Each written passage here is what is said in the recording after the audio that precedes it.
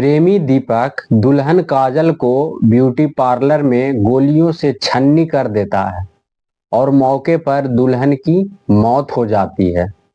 नमस्कार दोस्तों, मेरा नाम है गुड्डू। तो आइए इस घटना की पूरी कहानी को हम जानते हैं कि ये कैसे होता है। इससे पहले कि आप चैनल पे पहली बार आए हैं तो चैनल को सब्सक्राइब और वीडियो को लाइक कर दीजिए, जिससे कि मेरा हौसला बढ़ा रहे। तो दोस्तों, यह घटना झांसी की है। एक प्रेमी जिसका नाम दीपक और प्रेमिका का नाम काजल होता है। यह दोनों छोटे उम्र से ही एक दूसरे से प्यार किया करता है और किसी को पता नहीं होता है। कुछ दिन बीतता जाता है और फिर काजल के घर वालों को पता चल जाता है और दीपक के घर वालों को भी पता चल जाता है। तब काजल के घर वाले काजल को समझाने का काम करता है, फिर भी लड़की नहीं समझती है और लड़का के घर वाले भी लड़का को समझाने का काम करता है, लेकिन लड़का भी नहीं समझता है, क्योंकि ये दोनों का प्यार बहुत ही पुराना होता है।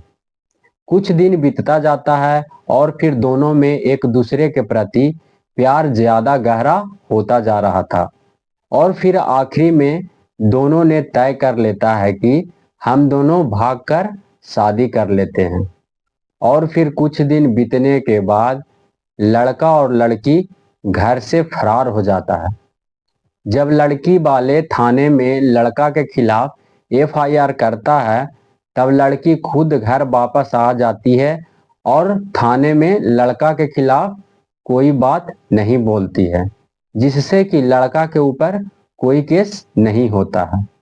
और फिर लड़की अपने घर रहने लगती है और लड़का भी अपने घर में ही रहता है।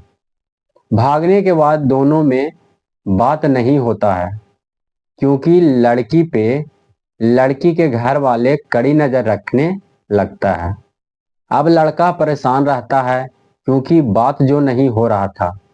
कुछ दिन बाद लड़की के घर वाले सोचने लगता है कि लड़की को शादी कर देते हैं और फिर लड़की के घर वाले लड़की के लिए लड़का ढूंढना शुरू कर देता है और फिर लड़की के लिए लड़का भी पसंद आ जाता है और फिर लड़की का शादी भी सेट हो जाता है। लेकिन ये सब लड़का को नहीं मालूम होता है, क्योंकि लड़की से बातचीत नहीं हो रहा था। अब लड़की दुल्हन बनने वाली होती है। फिर लड़का को पता चल जाता है कि काजल की शादी सेट हो गई है। यहाँ पर लड़की का भी मन नहीं होता है शादी के प्रति।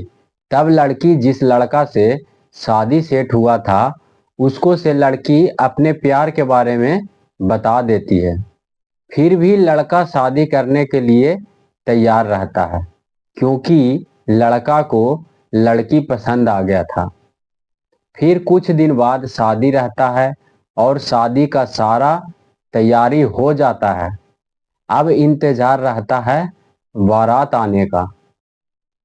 दुल्हन तैयार होने के लिए ब्यूटी पार्लर में जाती है और बारात भी अपने घर से निकल जाता है। लेकिन आशिक दीपक को पता चल जाता है कि काजल ब्यूटी पार्लर में आई हुई है शादी के लिए तैयार होने के लिए। फिर दीपक अपने दोस्तों के साथ हथियार लेकर ब्यूटी पार्लर में पहुंच जाता है। फिर ब्यूटी पार्लर का गेट तोड़ने लगता है, क्योंकि पार्लर का गेट बंद होता है और वहां पर दीपक चिल्ला चिल्लाकर काजल से बोलता है कि काजल, तुम सिर्फ मेरी हो।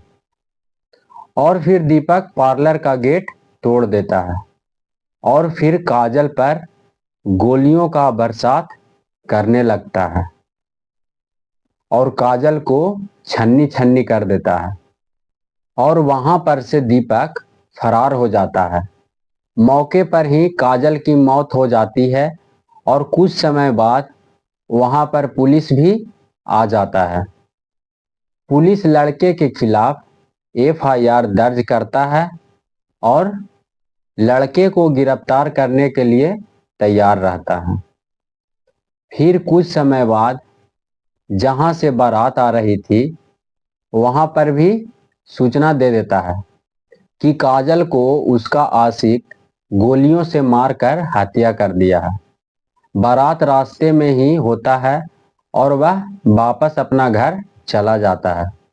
फिर पुलिस दीपक को गिरफ्तार कर लेता है, लेकिन जिंदा नहीं, वह भी मरा हुआ।